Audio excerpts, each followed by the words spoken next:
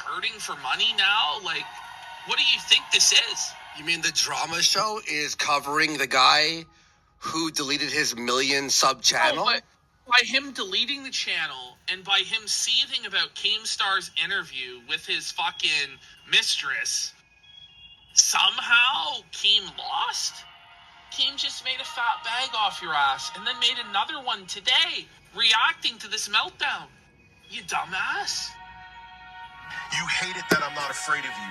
You hate it that you can't have me dance on your fucking strings. You are dancing on the strings. You're dancing on the strings we want you to, that Keem wants you to. You're our little puppet. You're our little content slave right now, buddy. You're giving us like 6, 7, 8 hours of content. Holy shit, what did you think we want? Like, in his mind, what did he think we wanted? This is exactly what we wanted. We said on our last coverage of him, this is the end. We're not going to talk about him ever again. Because there was nothing to talk about until this happened. What solidified his eternal lolcow status is thinking that he's winning when he's giving us all the content in the world. Joy, you should just call it the Piece of Shit podcast, because everyone there is a piece of shit. Got him! What are you, 12 years old? That's the Piece of Shit podcast. But you're a seasoned boy. He's saying that lolcow just talks shit and destroys people, okay? The Piece of Shit podcast. Your podcast is the SP show. Good night from the rafters. It's the Celtics who had a great win tonight. Or it's others like Sticks I watched him cover. Ricada we watched him cover. He basically does our show. He just does it way worse. More boring and makes less money. He does the same show that we would do, or Lolcow Live would do, except he just does it really boring and lame. And then he wants to pretend he's on this higher moral plane. And it's just not the case, brother. If you were just reviewing tech and putting out your opinions, and we all came after you like that's this, different. Then you could say, oh my God, I'm like the AVGN and these people are just trying. But no. Siblings. You will say whatever you need to say. Talked about how my mom was taking care of my kids while I was late. That's a fun video. Wait, how many times do we have to play it? And Keem said the most nicest interpretation of it. He said this: as a parent, there are times you fuck up with your child. No parent is perfect. That time that was caught on video, you were being a bad father. That was the most generous interpretation of that.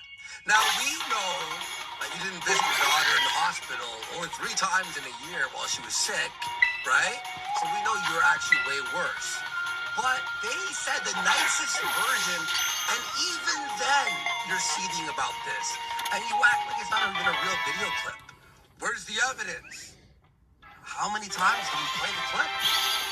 In bed. The kid was too nice, in my opinion, to be honest. And you will say whatever you need to. This is what you've done throughout. You just destroy people.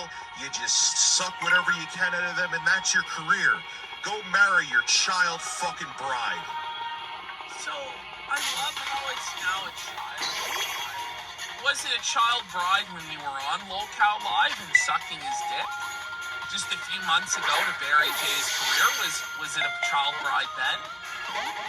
I love how it is now because it's convenient for his narrative, right? Yeah, this guy's talking about, like, what he has on his Dropbox, and then he goes after you. Yes, he wanted to be a co-host on Lolcow Live. It's just they knew he wasn't worth a fucking penny. He's like, I want $100,000 to be your servant, kid. He's like a 18-year-old. Yes, he admitted himself that he had an 18-year-old to try and have sex with her. But now he's going to talk about age gaps and power imbalances and this and that. It's funny how it goes, right? Yeah, and he blackmailed the guy, the kid. Blackmailed John Hard. Who's here in this chat right now.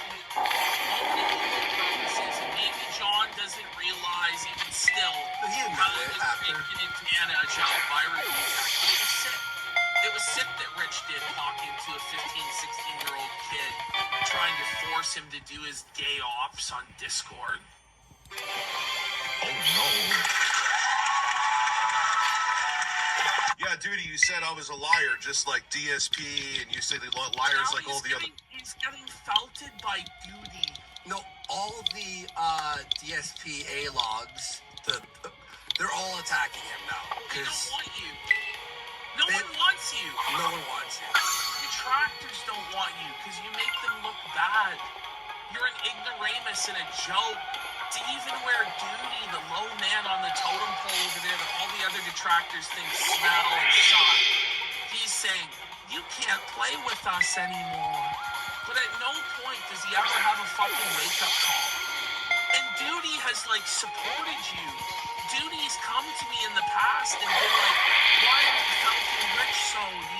He's just struggling with money and he's having a bad time. Duty's reached out to me privately to go back for him. And I told Duty, like, the guy is fucked in the head. And you're better off, like, wasting your breath somewhere else. But now you're like, fuck you. The guy was on your side. Rich? You dipshit? The lolcows, that's what I was talking about. It's in your newest video And today. all of them, not just Duty, all of them are going after him right now. As they should, because y'all see the kind of person he is. And watch it. That's what I was talking about, dude. What am I lying? I ain't lying here. God strike me dead. You know what I'm gonna... Well, then lightning should hit you at that moment because you lie about it so... It's hard to keep up the lies at this point. It's very hard. Here, let's start watching the video. Okay, here we go. Now we're finally into the video. This is where it starts to get really keen. I'll say this, too. He took so long to get through the video. If everyone thought I was going to do like an apology tour with this, You probably should, honestly. Yeah. Sorry, everyone. I'm going to start doing normal content.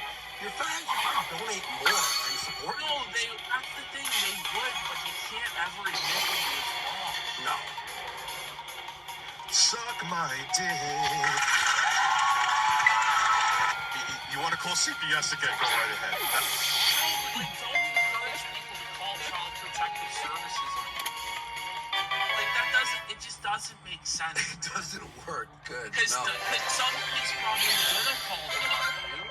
But this is what he wants, is for somebody to call CPS so he could play the victim, see how people are taking this online way too far. But when you're acting